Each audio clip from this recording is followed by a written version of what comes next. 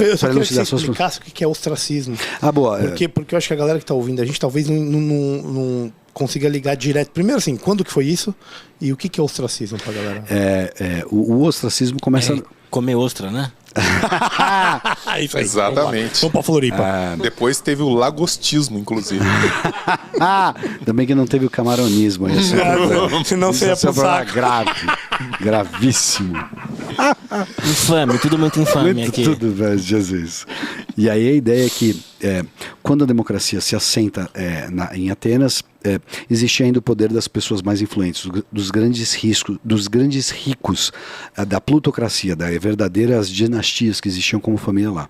Então, enfim, para poder temperar essa democracia, a cada ano eles votavam se naquele ano haveria um ostracismo. E se eles falassem vai ter um ostracismo, era o seguinte: você escrevia o nome da pessoa num pedaço de cerâmica quebrado, chamado ostracon, a plural é ostracá, daí ostracismo, e você escrevia o nome dessa pessoa. Quem ganhasse esse plebiscito ia ser expulso de Atenas por 10 anos, sem perder os direitos políticos na volta e sem perder suas posses. E era no sentido de temperar, no sentido de você vai embora, porque a sua influência aqui está pesando da democracia. E é curioso ver como essa era uma maneira de... Os legisladores já se dispunham a fazer isso, né? Exato. Quando eles eram contratados para fazer um corpo de lei, com Solon aconteceu isso, eles já sabiam, eles já se predispunham a sair da cidade, que era uma forma de provar que aquele corpo de leis não foi pensado para benefício próprio. Então ele entregava a legislação nova e ia embora da cidade, para dizer, não, foi feito de maneira mais objetiva possível. E o grande, só para lembrar, o primeiro, isso é uma absoluta verdade, e é o exemplo de Solon que fez permanecer as leis, aí você falou, vou ter para não ter casuísmo, para não virem aqui me cobrar, eu só fiz e vou embora. Lindíssimo isso. E o que vocês estão falando me lembra uma coisa muito contemporânea, por isso que eu quis falar, que é o cancelamento. O quanto esse ostracismo não é um cancelamento decidido por uma massa, entendeu? E para uma hoi polloi, que muitas vezes não aguenta ouvir o nome do cara, que foi o exemplo que você deu. E isso é tomado, e vou falar aqui muito claramente, com todos os disclosures, pelo judiciário brasileiro. Por exemplo, o STF. Então, o quanto que esse ostracismo não está ocorrendo hoje em dia? O que vocês acham? Foi fundo? É complexo, né? E eu acho que dá até para comparar, de certa forma, com a era da Inquisição, que era a mesma coisa. A pessoa tem que ser queimada num auto de fé, então no meio da praça, bota lá umas toras e queima a pessoa para todo mundo ver. E vê ela. Mas sabe o que é interessante na comparação? Sim, boa. É que o ostracismo, como você falou, eu acho, pressupõe uma lei. O cancelamento não. Ele está numa espécie de costume, mas um costume de um grupo, no costume dos seletos e frequentemente dos moralistas, né, dessas pessoas que sinalizam virtude 24 horas, né? Excelente ponto. Assim, como é que eu faço para conciliar com isso? Por isso que eu achei que parece mais a Inquisição, porque era um tribunal secreto. Porque existia porque mesmo que não seja oficial essas regras, elas existem. Tem um grupo que reza a mesma seita. E parece muito a ideia de Inquisição no sentido de tribunal secreto com tortura. Você é forçado a falar coisas... A pergunta que eu... Desculpa, Denis. É de onde vem essa pauta do cancelamento? Porque aparentemente ela vem da moralidade. E quem não faz parte desse grupo do cancelamento termina se convencendo pela moralidade de que esse cancelamento está certo, já que não pode haver um partido nazista. Você entendeu? É esse o grande problema, cara. Porque essa questão do cancelamento, do ostracismo, por exemplo, quando Sócrates foi julgado... apareceu como possibilidade ele ser expulso da cidade. Apareceu isso como uma possível punição a ele, né? De simplesmente se colocar para fora de Atenas.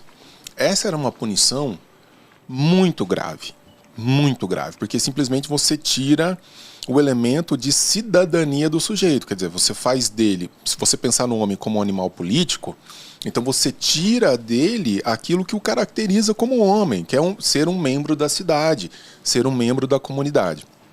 O grande problema, e aí é um problema da democracia, é quais são os parâmetros objetivos que nós vamos estabelecer, para além de uma moralidade meramente subjetiva, temporal, para dizer quem deve ou não permanecer nessa cidade.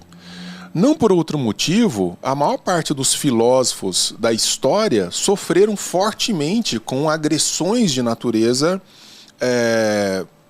vamos dizer... Persecutória desse ponto, quer dizer, porque a massa, o vulgo, o populacho não conta com critérios objetivos ou racionalmente postos quando simplesmente você tem os demagogos, né, na raiz da palavra, aqueles condutores de povos, né, condutores de pessoas que vão mais ou menos dizer, olha, isso aqui serve, isso aqui não serve, e você vai descartando muitas vezes aquelas pessoas que são fundamentais e que hoje nós celebramos, a começar por Sócrates, mas passando por tantos outros, né, no curso da nossa triste história.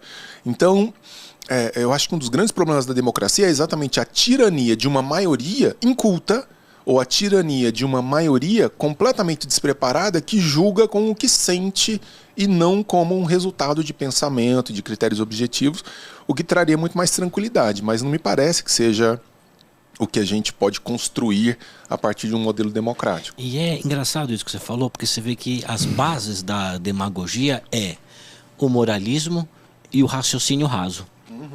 Né? E que é o que conduz hoje qualquer debate público, a ponto de eu falar assim, não duvide de um meme. Se a força política de um meme é violentíssima, né? Hoje a nossa demagogia está baseada em meme, né? Exatamente. Só continuando o que você falou. Exatamente. Né? Ontem eu estava assistindo uma rápida reportagem, vocês vão se lembrar desse caso, que barbarizaram uma mulher num bairro de Guarujá por conta de uma falsa notícia que rolou na internet.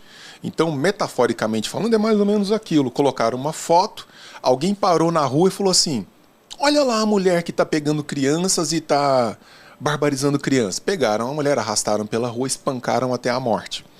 Então, veja, não é preciso muito para uma pessoa ser cancelada ou ser proscrita da vida em sociedade. Basta que uma certa ética difusa, sem nenhum tipo de embasamento, que ela se instaure e ali ela ganhe lugar. E eu acho isso muito, muito perigoso. Isso acontece na vida política, isso acontece fora da vida política.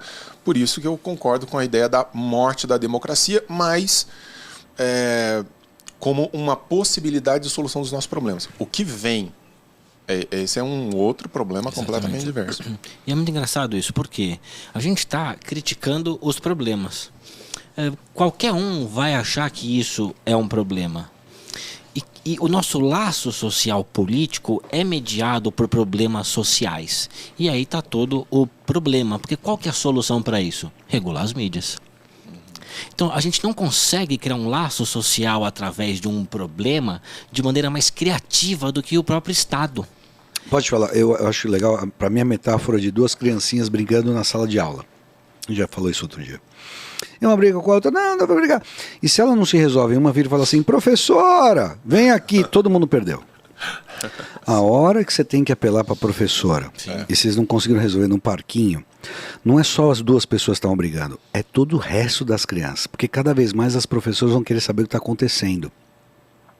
É a ideia que você pega, eu acho criança emblemática para pegar até na infância da civilidade, sabe? Como a gente mais ou menos parece que está hoje. Voltamos para uma certa infância.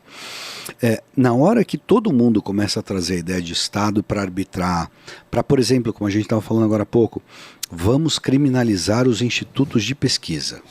Vamos botar o Estado, a mão forte e onipotente e onipresente do Estado, para arbitrar algo, já que nós não conseguimos entender. Todo mundo perdeu.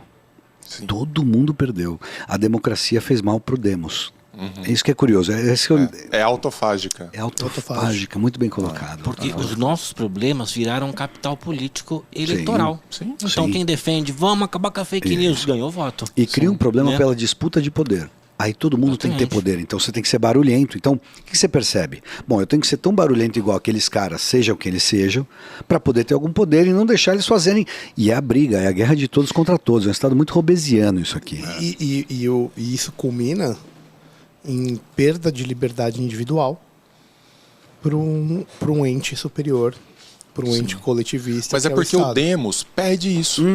Quando ele pede a arbitragem, o que ele está pedindo é exatamente um processo interventor que limite liberdades individuais, exatamente para que se torne tolerável a existência daquelas pessoas na sociedade. O outro mal, né? Somos então, nós, por sinal. O que é uma coisa absolutamente paradoxal, contraditória, porque, na verdade, quando você pensa em estruturas de governo, elas deveriam existir, pelo menos supõe-se, para garantir as liberdades individuais da menor de todas as minorias, que é o sujeito. A minha liberdade, a sua liberdade.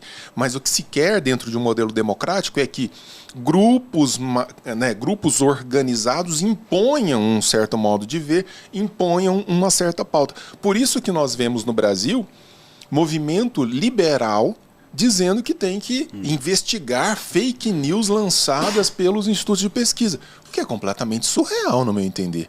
Peraí, tem diversos institutos de pesquisa. Se um está fazendo um trabalho ruim, você começa a frequentar outro. Não, mas se as pessoas respondem em função do instituto ruim, que elas paguem o preço por escolher mal. E nunca mais façam a mesma besteira. Exato, e na próxima eleição você não vai mais consultar aquele instituto. Você vai falar, aquela porcaria lá erra tudo, são mal intencionados, são podres. Mas esse daqui trabalha sério, com boa metodologia. É assim que você seleciona o seu plano de saúde, sua telefonia celular. Você faz a mesma coisa com tudo.